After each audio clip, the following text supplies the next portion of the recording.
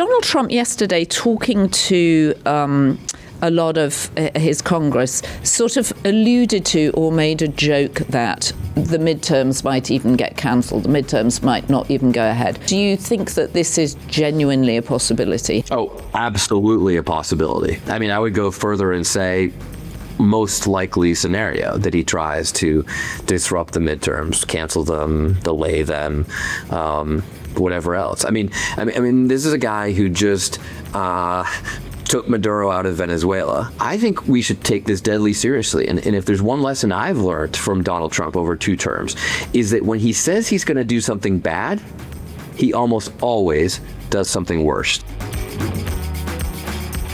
I'm Joanna Coles. This is the Daily Beast podcast, and I can barely believe these words are going to come out of my mouth, but I am so excited to share a conversation with you that I just had with a congressman. I know, how is that possible? Normally they speak in policy paragraphs, they seem inhuman, but Seth Moulton represents District 6, I think that's what it's called, in Massachusetts, and we had such a remarkable freewheeling conversation about the failure of democratic leadership, about the kook that is RFK Jr., about Hegseth and how weak the actual army regard him as. It was just a riveting conversation. And then, of course, Donald Trump's clearly declining mental health, and the big question facing all of us, really, which is, are we on the potential verge of a new world war?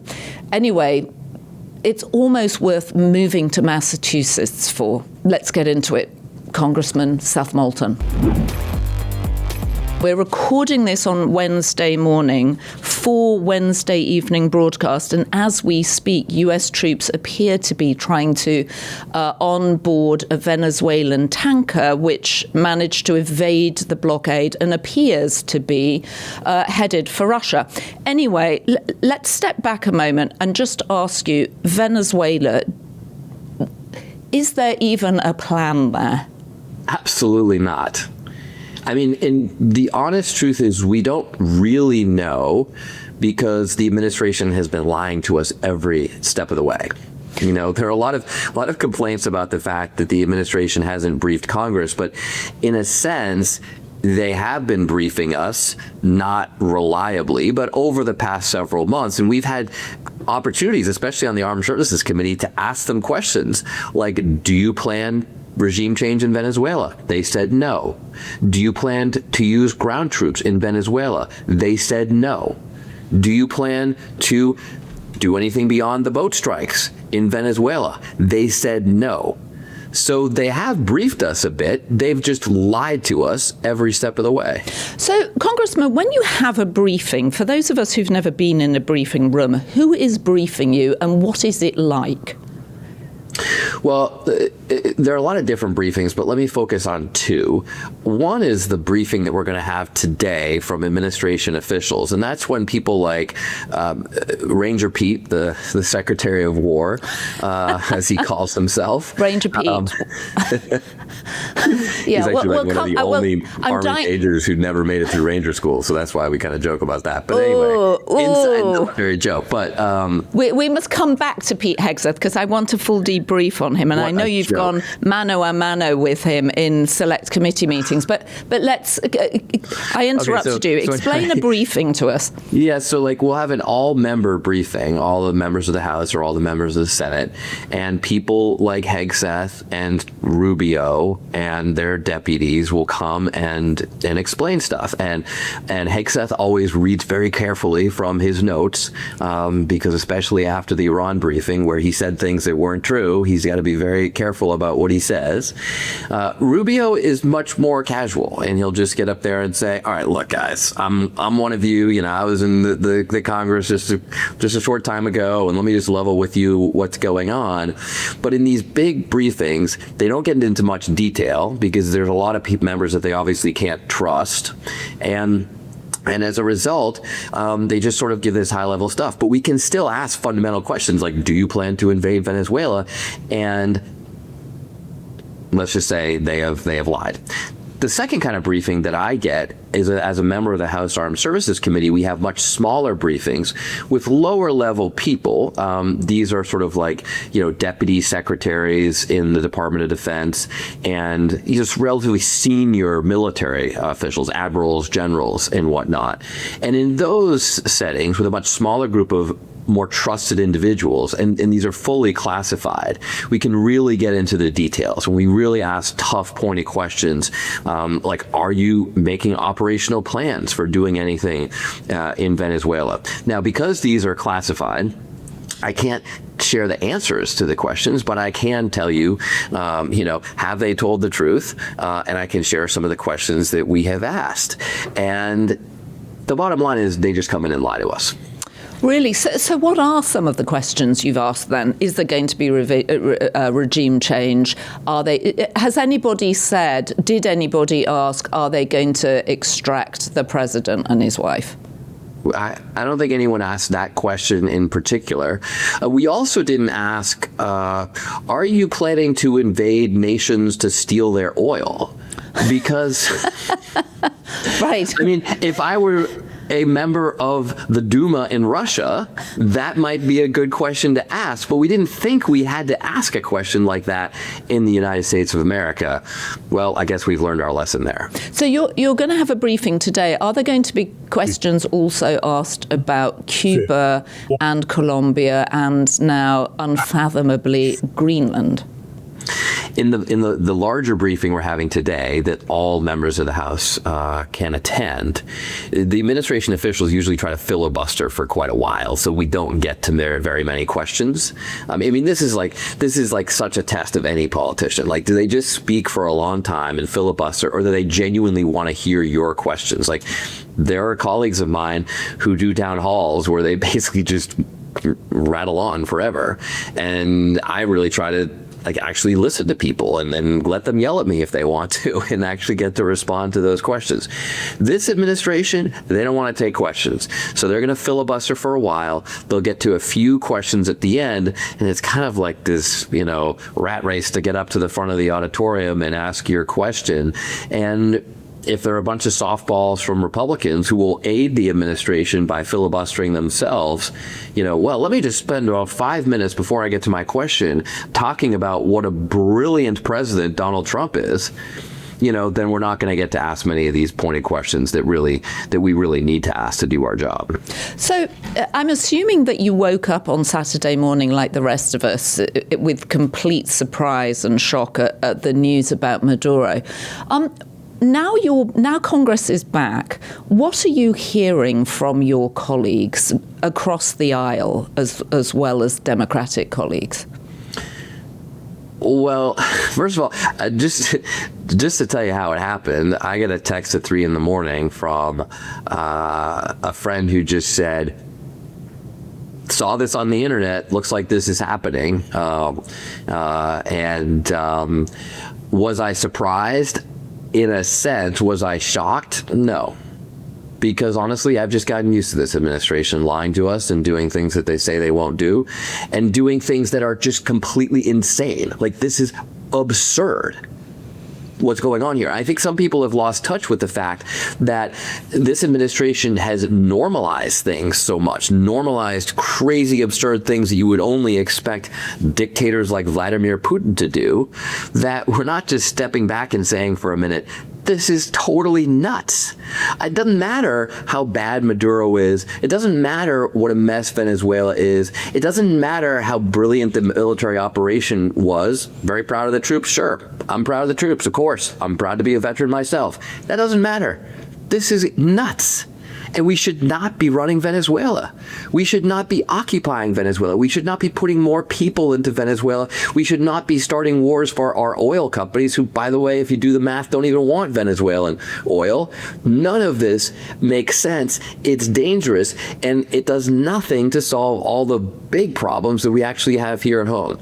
So sorry for that rant, but that's just the reality here that I think we've got to be honest with people about. So do your Republican colleagues in Congress agree with you when you're just talking in small groups and the press isn't there? So do Republicans also think that this is nuts and potentially dangerous? I mean, just a few weeks ago, before any of this big stuff happened, I mean, when we were just killing people on boats, just the extrajudicial killing spree, right? I heard several Republicans say to me, one of them came up to me and said, look, if Biden were doing this, we'd be crying bloody murder. So they're just being so political, so completely subservient to Trump. And there's one word that summarizes all of this, which is just cowardice. They're just cowards. They care much more about sucking up to Donald Trump than following their oath to the Constitution. That's the bottom line. This is the weakest Congress probably in American history, certainly the weakest speaker in American history, and it's doing terrible, terrible damage to the institution of Congress that's supposed to actually act, as we all know, as a check on the executive. 3 days before the Maduro news, people got their healthcare bills and saw their premiums had, in some cases, tripled, certainly doubled in many cases. And clearly this feels like it is some sort of a distraction technique. Even Donald Trump appears to think he's going to lose the midterms. So in what way are Republicans not now looking forward and thinking, how are we going to deliver for people back home? I mean, I understand the threat of a primary, but what Republican is going to win if this keeps going on? I don't know. But let me just stop for a second and say, a lot of people are saying, look, don't get all political about this and like conspiracy theorists or whatever. Like, this is blatantly obvious. Why is he starting a war, threatening more wars all of a sudden right now? Because there's two things we're not talking about. One is healthcare, which you just mentioned, and the other is Epstein. Mm-hmm. There are troves of Epstein files that are being released, although the Justice Department is disobeying the law and dragging its feet on the releases. And this is the one thing that actually is really hurting Donald Trump. So of course this is when he's starting these wars, right now. And I think that it's so obvious what's going on here. And it should be obvious to the American people that as the president lies to Congress, lies to you, it's all in the name of protecting himself. How effective do you think Democrats are being at stressing this, at saying exactly what you've said? Not effective at all. And by the way, I realized I didn't really answer your last question, which is about like, okay, so how is this going to affect Republicans in the midterms? But we're kind of going to get to it here because there's no question that Republicans should get completely wiped out in the midterms. But the problem is that there's a real lack of leadership in the Democratic Party right now. And the Democratic establishment sort of using the same old playbook that clearly is not working, that clearly has not been effective at stopping Trump. We've got a second term of him, that clearly has not been effective at showing the American people that there's a trustworthy alternative here. We just seem to continue doing the same old thing. And so, that's one of the reasons why I think we just got to be more bluntly honest about what's going on and not wrap ourselves around the axle of, well, we don't want to offend, we don't want to offend the military by criticizing this operation after it was really successful, or, we don't want to offend the Venezuelan expats who want Maduro gone. Like, I hear them. I've got a really great friend who's a Venezuelan expat. They hate Maduro. I get it, but let's just be honest and straightforward with people. But the problem is that the Democratic Party right now has a history of doing this, right? We kind of just ignored immigration. We said, oh, no, this is Republicans weaponizing the issue. It's not really a big problem. Well, it was a number one issue in the last election. And then we, said the Biden administration said inflation wasn't a big deal. Oh, it's transitory. Like, what does that even mean? When you just get to the checkout line and you're taking cartons of eggs out of your cart because you can't pay for them. You don't want to hear from the president, though, this is transitory. And then the icing on the cake, of course, was everything's fine. There's nothing to see here. Joe Biden is just great. And Americans could see with our own eyes that that wasn't the case. So I think the Democratic Party has a real credibility problem right now. And when you have a credibility problem, when you have people who just say, I don't think I can trust these guys, I might hate what Trump's doing, but I don't think I can trust the opposition, then you have to change. You have to show, okay, I hear you. I want to change, not blinders on, I'm going to keep doing the same old thing. So you were part of a group in 2018 that moved to try and oust Nancy Pelosi, largely because she'd been there such a long time. You're now running for Senate against Ed Markey, who's been a long-term senator in Massachusetts, who's 79. How did the Democratic Party, and of course Donald Trump is the oldest president we've had, he'll be 80 this year, how did the political parties get sort of held hostage by people who in any other career would have been forced to retire by now? Well, it's especially a bad problem for Democrats. I mean, in the past year, 3 Democratic colleagues of mine in the House died. And so, like, we would have defeated the big, beautiful bill on the first vote if one of my colleagues, you know, may his soul rest in peace, had simply died a day later. So this is politically dangerous. It's shocking to hear that. Do you think there should be an age cutoff? I do. We have an age limit for judges in Massachusetts, and it's 70. That doesn't mean that there aren't brilliant judges who are 80 or even maybe even a few who are 90. But, you know, in the same vein, I served with some of the most incredible, amazing Americans I've ever met in my life in the Marine Corps. And these are young Americans that we give extraordinary responsibility to. I mean, 18-year-olds who are making life or death decisions. Most of my colleagues in Congress have never made life or death decisions before. Mm-hmm. And yet we entrust that responsibility to 18-year-olds. So, look, I served with a lot of Marines who are, frankly, way more professional than some of my colleagues. And yet we've kind of agreed as a country that 26 is the age limit. Do I know 24-year-olds, 22-year-olds who could be more responsible than my colleagues today? Yes. But we don't protest that. We just say, okay, that's a good, just general guideline. You have to be 26 before you can get into a position where you're making important decisions as a member of Congress. I think it's only reasonable to say that we should have an upper age limit as well. Now, I don't know what that should be, but I do think we should have that debate.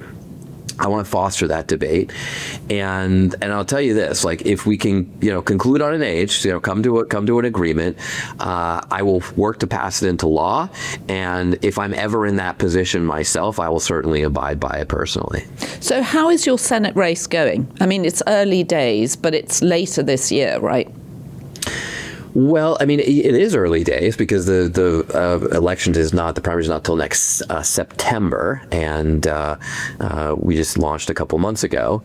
But it seems to be going pretty well, and I'll give you just, you know, a couple measures. One is that this basic message that it's time for a new generation of leaders in the Democratic Party. It's really resonating, you know, and I remember my first campaign when I was also running against the Democratic establishment. I was taking on a 9-term incumbent. And by the way, there are a lot of members of the Massachusetts Democratic establishment who said, why are you doing this? You shouldn't run against a fellow Democrat. Like, this is not good. This is not right. What they were basically saying to me was, as a young veteran having just returned from the war, Seth, do not participate in the democracy you just risked your life to defend. And that is wrong. And we should be welcoming these contests in a democracy. Right. Do you have support yet from Elizabeth Warren, the other senator in Massachusetts, and Governor Healey? No, so Elizabeth Warren and many, many other politicians in Massachusetts endorsed Ed Markey long before there was any talk of any of us running against him. And there ended up being a number of members of Congress, colleagues of mine from the Massachusetts delegation, who looked at running against Senator Markey.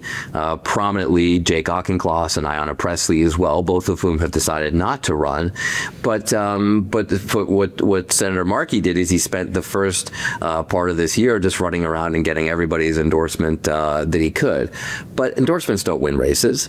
And frankly, it just proves my point that the establishment is with the senator. The political establishment that seems so calcified in the Democratic Party today is supporting Senator Markey. That's exactly what you would expect. So I'm not focused on, getting other politicians to endorse me. I'm focused on getting Massachusetts voters to support my campaign. And I mean, look, the early signs are pretty good. The message is really resonating. A lot of people feel that this is a time when we need a new generation of leaders in the party. And by the way, I've always said that. I said that in my first race. I've said it when I helped people get people like Mikey Sherrill and Abigail Spanberger elected through my organization, Serve America, in 2018. Again, operating outside the Democratic establishment to set up this independent organization to support candidates who ended up, by the way, flipping about half the houses we flipped, for half the seats we flipped in the entire House of Representatives that year. So completely outsized impact, again, working outside the party establishment infrastructure. And yeah, so I'm used to running against the establishment, and it's not always popular, but right now it feels desperately needed. So that's working well. We just got early fundraising reports back. I raised 2 to 3 times as much as he did. So, things are off to a good start, but we've got a long way to go. And I very much think I'm the underdog in this race. Like I don't think for a second this is going to be easy. It's always tough to unseat an incumbent, especially one who's been elected in Congress for half a century, for longer than I've been alive.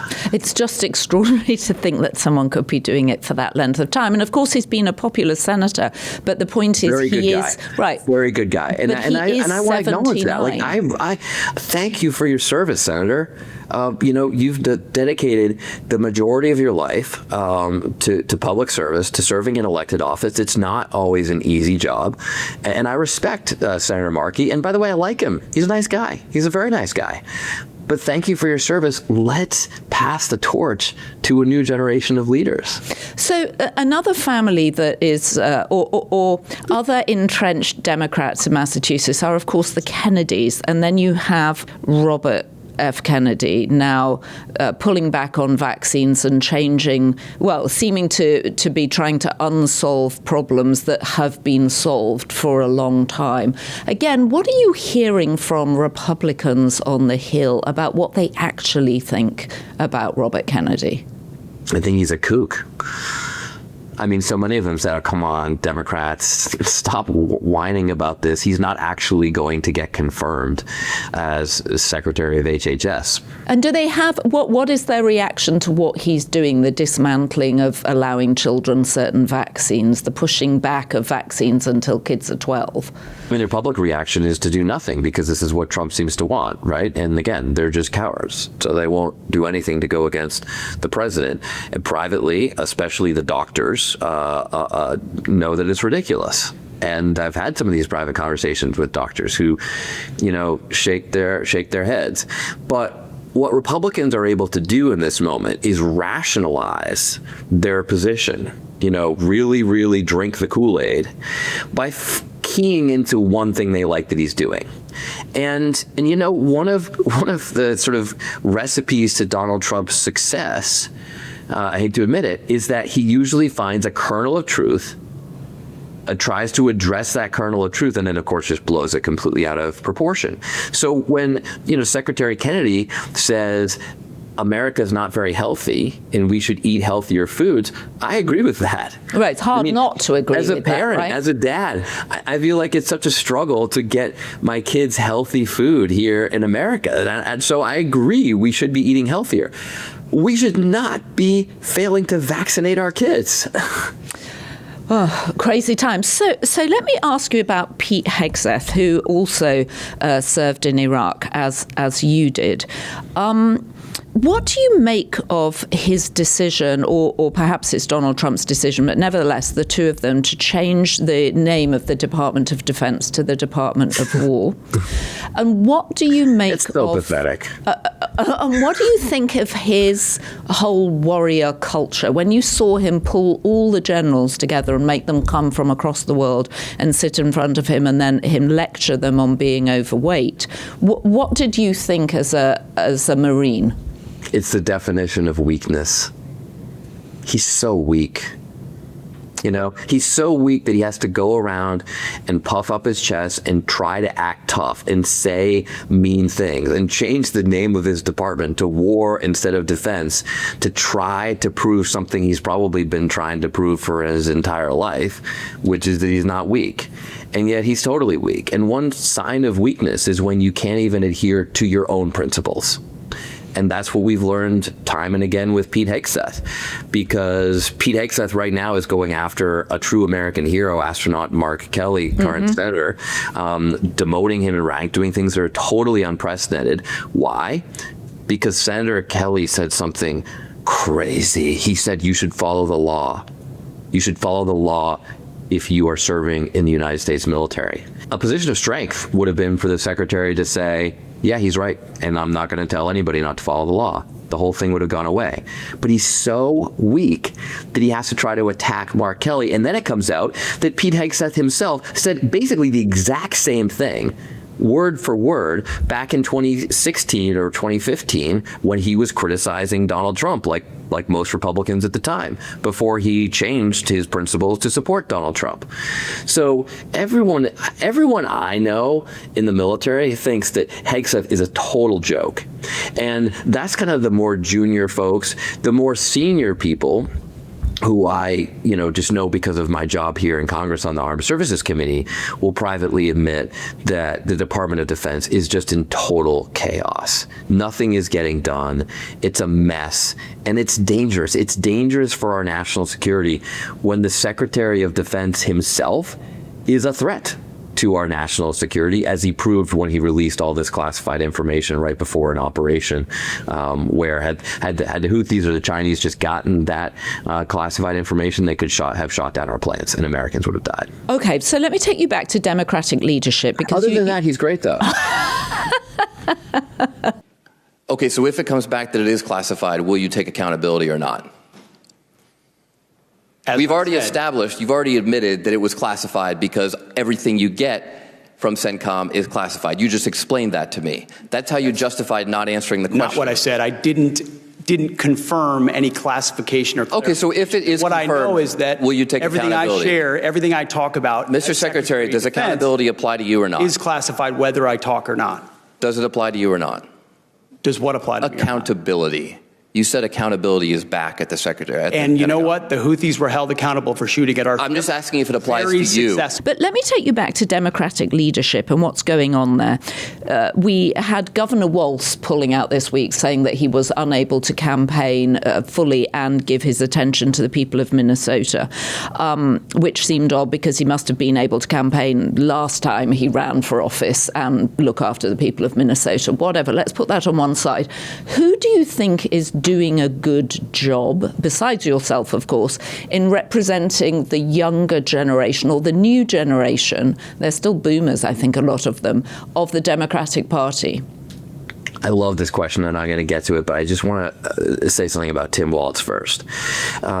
Because, in the worst days in Iraq, I would always tell the Marines in my platoon, we will not be judged by how we do when things are easy. Mm-hmm. We will be judged by how we do when things are hard. That's what real leadership is. And actually, I think Tim Walz is being a real leader by saying the right thing to do for the state of Minnesota, for the country, and yes, also for my family in his case, is to not run. That's actually real leadership, to know when it's the time to step aside, to know when it's the time to pass that torch to another leader. It's a really tough decision to do that. It would probably be easier for him to just, continue on his campaign, and he might very well win at the end of the day. But actually, I think he's being a real leader. And I think we need more people to do that in the Democratic Party. And by the way, someone else who has done that is, in fact, Nancy Pelosi. Now, some of us, thought that she had done this a little too long. And by the way, it wasn't just that she had been there for too long, because she's brilliant and she's been extraordinary. And she's obviously the first woman Speaker of the House, like a truly historic American political figure that will go down in history as that. It wasn't just that she had been there for a long time. It was that all these candidates like Abigail Spanberger, Mikey Sherrill, two new governors who had huge wins in November of this past year, they ran against her in 2018. They got elected because they said they would oppose her. And so a lot of us just said, well, that's what we ran on. That was our campaign. So we should pursue that. And by the way, we sat down. We ended up supporting Pelosi, who really garnered the support in the caucus, and we didn't have a good alternative. But she also agreed to step down after the next term after that one. And it's an agreement she honored to the letter. Okay, so I hear you on Nancy Pelosi, though she certainly was in her 80s when she decided to step aside. She was, but I'll just give her credit. One, she honored our agreement to the letter, and stepping down and passing the torch to Hakeem Jeffries. And then she recently decided to retire from Congress. And I think that is, what we should see more leaders in the Democratic Party doing, and is frankly what Tim Walz is doing right now. But to the fun stuff, okay, who are the exciting new people?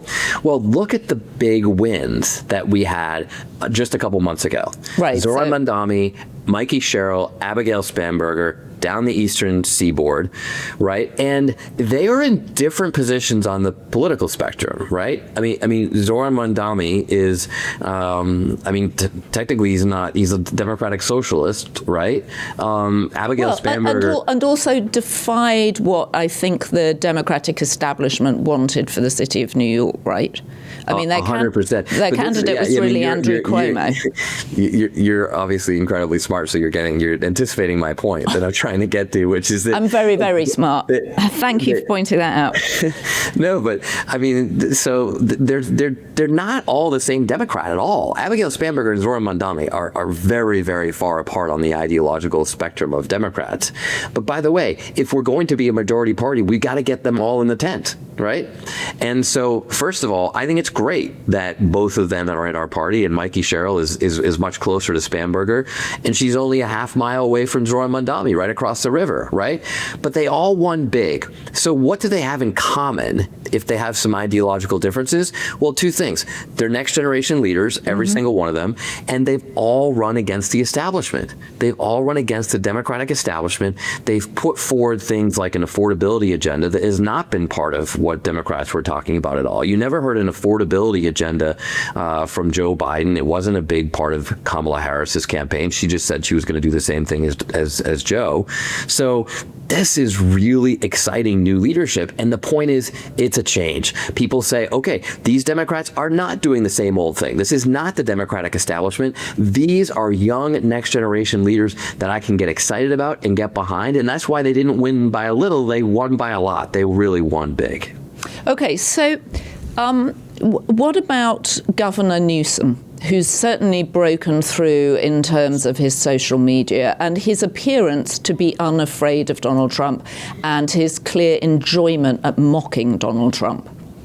I love that about Gavin Newsom. I think the question in our Democratic primary eventually for 2028, which, by the way, we really have got to figure out how to win the midterms in 26 first, and then that should be a blueprint for 2028.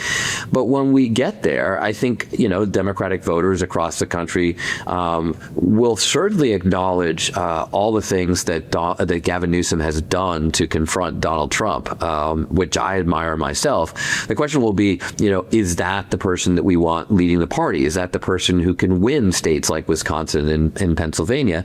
And I think that's very much an open question. What about Governor Shapiro in Pennsylvania? I've never met Governor Shapiro, but I hear great things about him. So I probably can't say myself, but obviously Pennsylvania is an incredibly important state. He seems extremely well liked, and I hear he's a great guy. What about Governor Whitmer in Michigan? I've only met her once, but was very impressed. I think she's brilliant. I think she has really figured out how to run a swing state and do so effectively.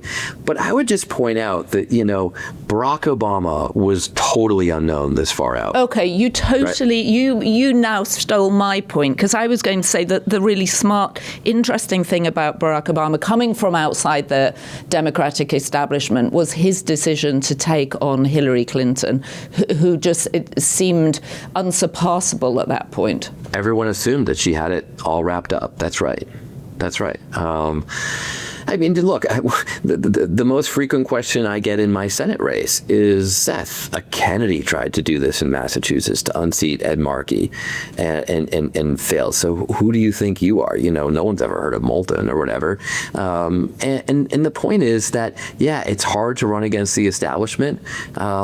But sometimes we really need that in the Democratic Party, and I think that we're at one of those moments. So let's not just look at the sort of establishment candidates right now. Look, I wouldn't call all of these people Democratic establishment. In the sense that they're not 80, right?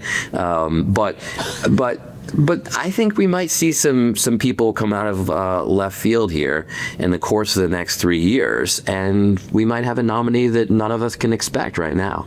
Well, and I suspect you're going to be one of those nominees, but let me just... No. That is not the point I'm trying to make. Well, you may not be trying to make that point, but I'm introducing it into the conversation. I'm the underdog in a Senate race in Massachusetts. That's a big leap. For those of us outside of politics, can you just explain who is the Democratic establishment? Because when I look at your resume, I think it doesn't get more establishment than someone like Seth Moulton. You went to Phillips Andover.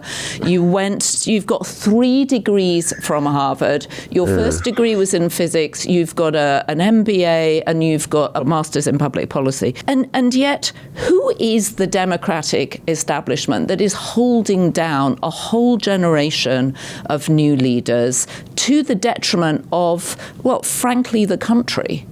It's not defined by where you went to school or something like that. It's defined by this long tenure of doing nothing but politics. And I think, people know that I am not a creature of politics. I came in as a total outsider, as a Marine.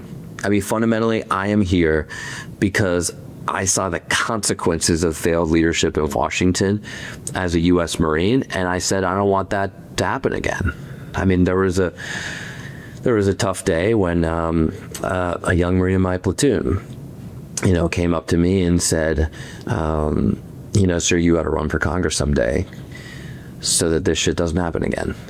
And that's why I'm here. Because it's not because I studied politics in school. I didn't. I studied physics. Didn't always get the best grades, but I tried. And and then I didn't volunteer on campaigns. I really didn't know anything about politics. And in fact, when I came back and went to grad school, like every aspiring Massachusetts politician, the first job I took was in Dallas. I went to run a high-speed rail project, but clearly, you don't move to Dallas if you're planning to run for office in Massachusetts. I actually got inspired to run in large part by this amazing nonprofit, New Politics, run by this great service veteran leader, Emily Cherniak, who called me up and said, you should think about, serving again.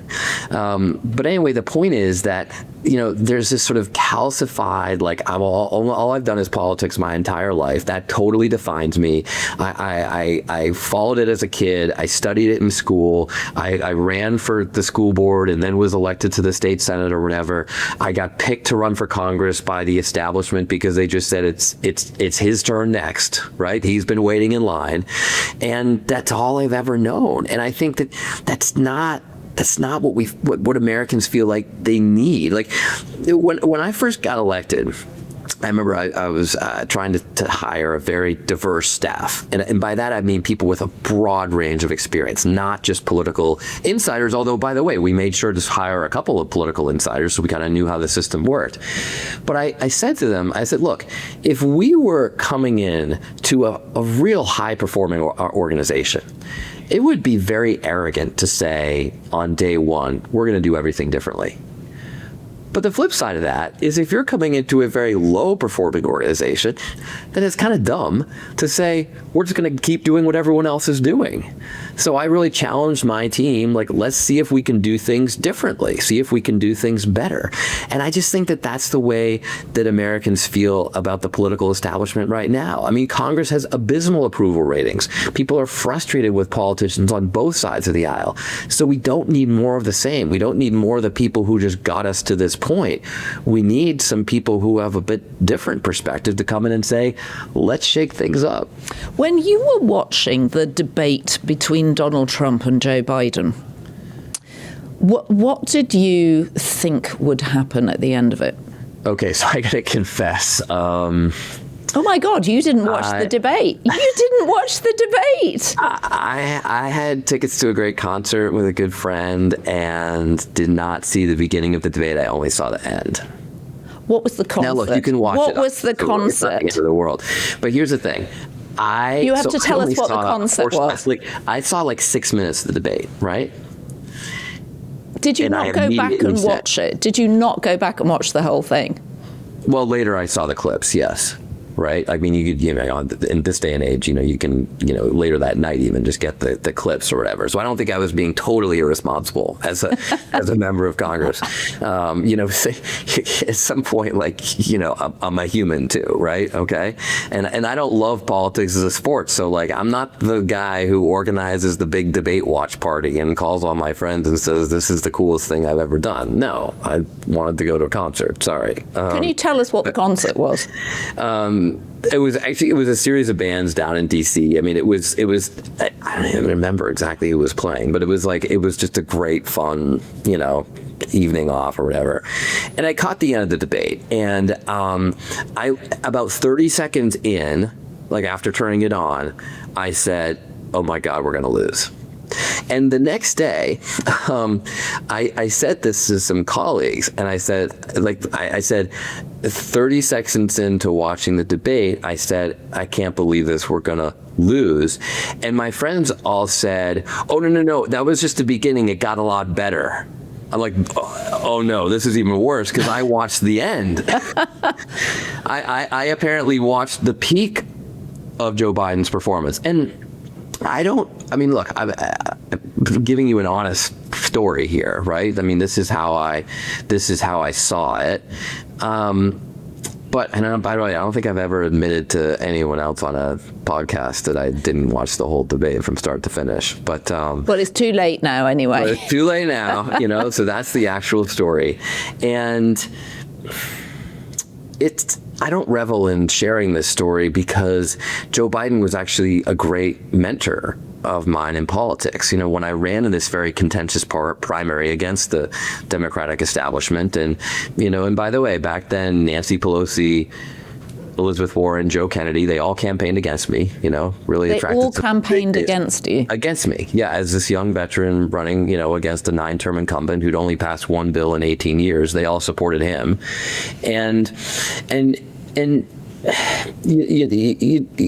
The first national Democrat to come out and do something big for me was actually Joe Biden. The vice president of the United States flew up to Lynn, the YMCA in Lynn, Massachusetts. It was so old and falling down, it's since been torn down. And he did this big rally for me. He hosted a fundraiser for me. I mean, he really went right out there and said, no. This is our guy. He's part of the team, and we're going to support him. And then ever since, he would call me from the White House sometimes when he saw me on CNN and say, hey, that was a great interview, good job, or whatever.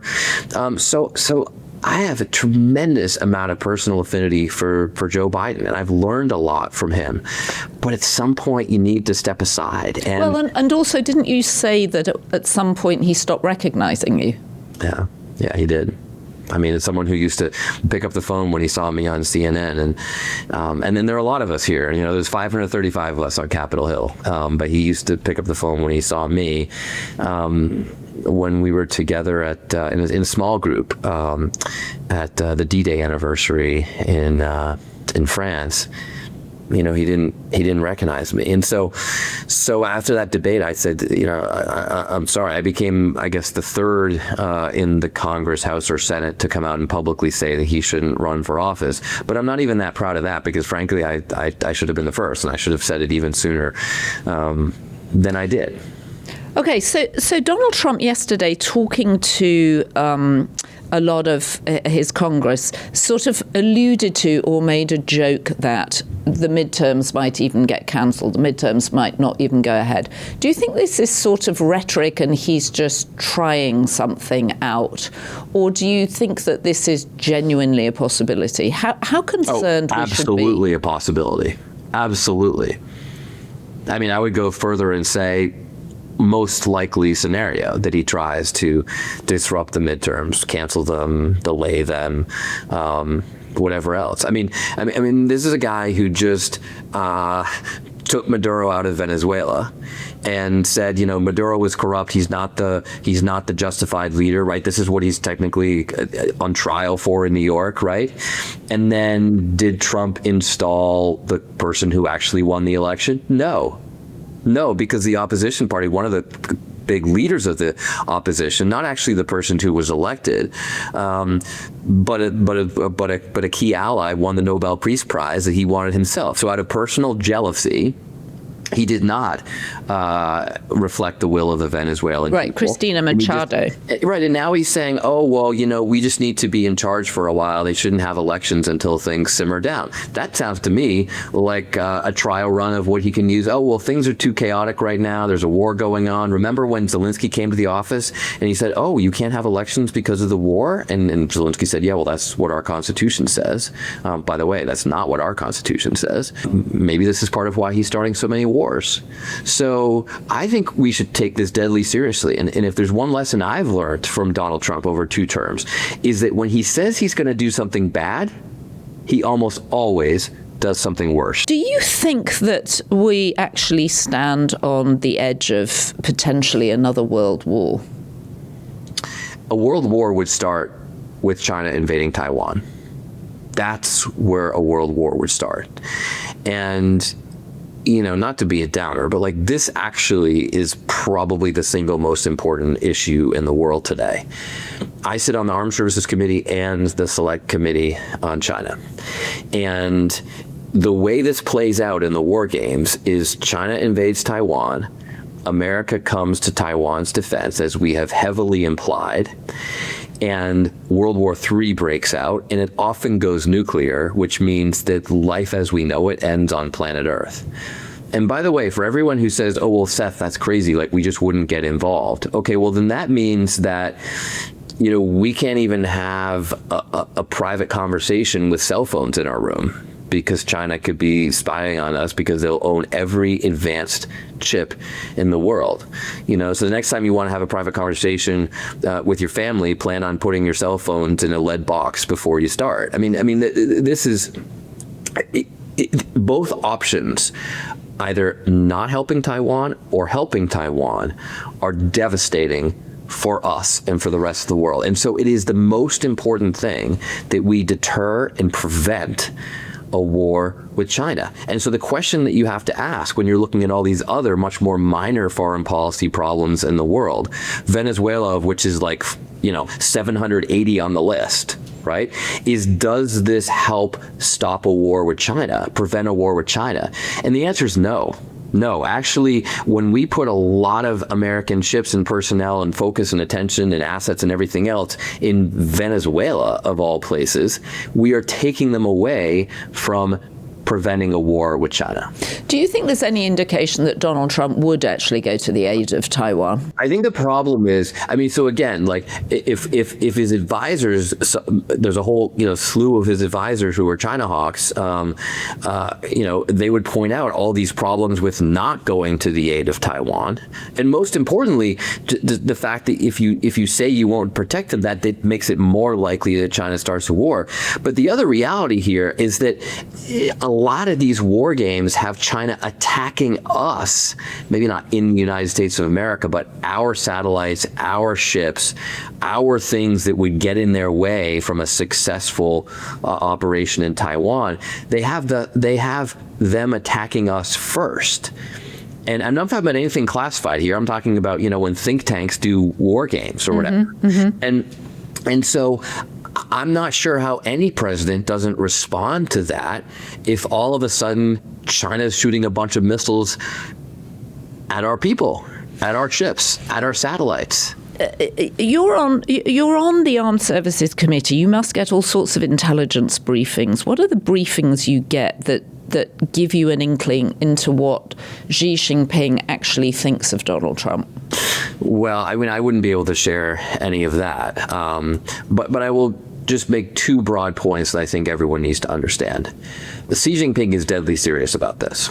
Remember, there are a lot of people who said, oh, come on, Putin's not really going to invade Ukraine.